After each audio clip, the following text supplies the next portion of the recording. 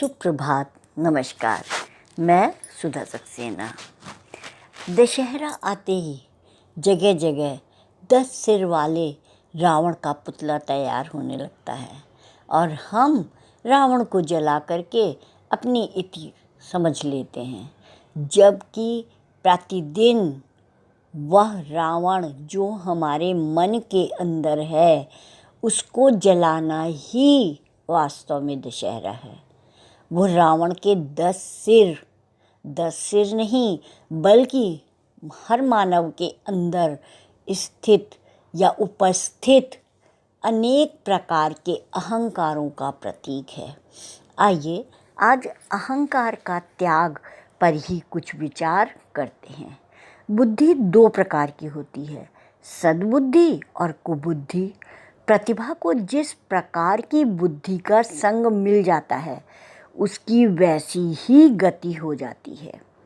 प्रतिभाशाली व्यक्ति के पीछे अहंकार एक परछाई की तरह पीछे लगा रहता है। सद्बुद्धि वाला व्यक्ति तो सही समय पर जग जाता है और इससे पीछा छुड़ाने का प्रयास भी करता है। फलस्वरूप सत्य का भान होते ही विनम्रता को अंगीकार कर लेता है।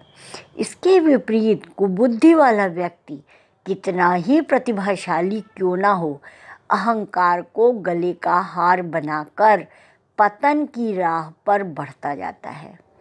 इन दिनों जगह जगह रामलीला के मंचन में दिखाया जाने वाला दशानन रावण भी अहंकार का ही प्रतीक है।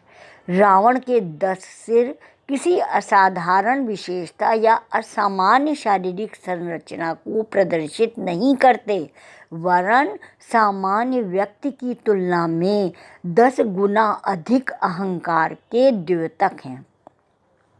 दशहरे पर रावण का पुतला जलाने के पीछे यही मर्म समझाने का संदेश होता है।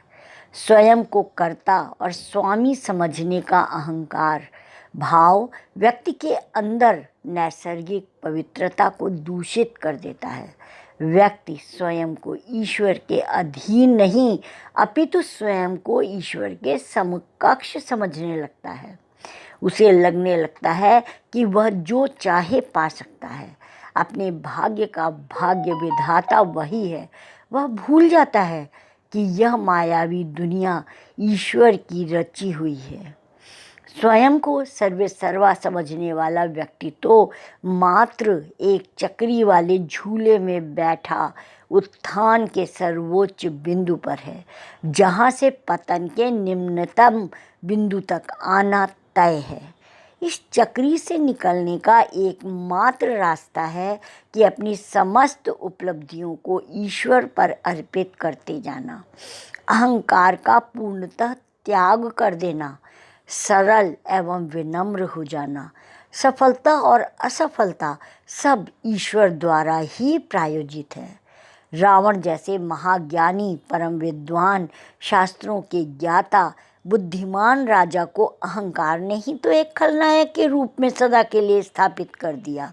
अतः दशानन का यह पुतला जलाना हमें सदैव याद रखना चाहिए कि वह अहंकार का परित्याग करना चाहिए और अहंकार का परित्याग ही श्रेयस्कर है। तो आज इतना ही। आप सब ने मेरे चैनल को लाइक और सब्सक्राइब किया है, उसके लिए आप सबका अतिशय धन्यवाद। नमस्कार।